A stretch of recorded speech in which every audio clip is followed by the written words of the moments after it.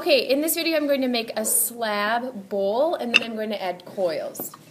So you're going to start with a slab and you want to roll it out so it's a nice big slab, especially depending on what size bowl you are using. You do need a bowl that you're actually going to put the clay into.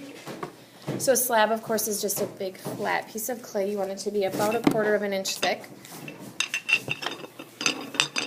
It helps if you roll it and flip it and roll it and flip it.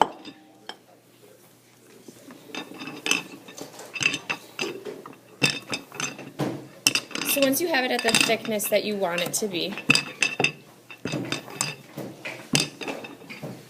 you're going to take a paper towel, put it inside your bowl. You don't have to cover your entire bowl with a paper towel, but this is just going to prevent it from sticking in the bowl. Then you need to carefully pick up your clay. You might need an extra hand to help you with this part. You're going to carefully just set it on top of your bowl. And then we're going to do what's called a slump mold. So we're going to slump your clay into the bowl. This has to happen really gently and gradually. You shouldn't be pressing it down in there hard. So you're just going to kind of pick up the edges carefully. So you're just putting very light pressure on it. And the goal is for it to take the shape of this bowl. Now if you wanted to do like a totally circular container, you could do 2 bowls like this the same and attach them together when they're done.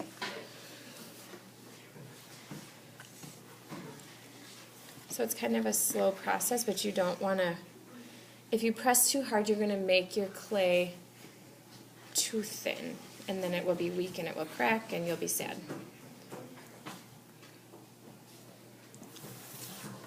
So it looks like I almost have it. Once you have your clay in your bowl, and it's all taken on the shape of the bowl, you can either flip it over, or you can just run your needle tool along the edge of the bowl, and this extra clay you can then just save and use again.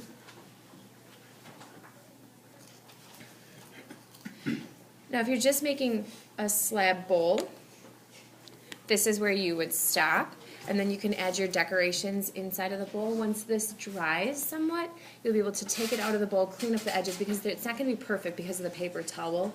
You're going to have to do some smoothing out. The paper towel will probably leave some wrinkle prints in your bowl. But you'll have this nice, beautiful shape, and then you can smooth it out and add decorations to the outside as well. Okay, if you're doing a coil, if you're adding coils onto this, you are going to want to wait until this is dry enough to take it out. So that's when you pick it up out of there, it's not flexible, but it's not turning white yet. If it starts turning white, then it's too dry.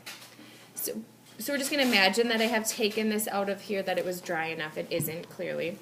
But to add coils, once it's out of the bowl, you're going to do exactly what you've done in the past for adding coils.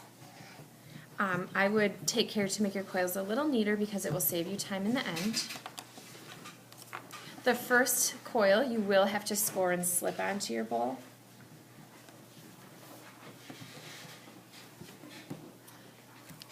So I would just do my scoring marks here and on the coil itself. Add a little bit of slip, and then you can start just as we did with the coil mug and just start adding up your coils by kind of smoothing them in. If you want it to look like a coil on the outside, you want to make really nice, neat, perfect circular or cylindrical coils. If you want to blend it in so you can't see them anymore, it won't matter as much because then you're going to be cleaning them up anyway.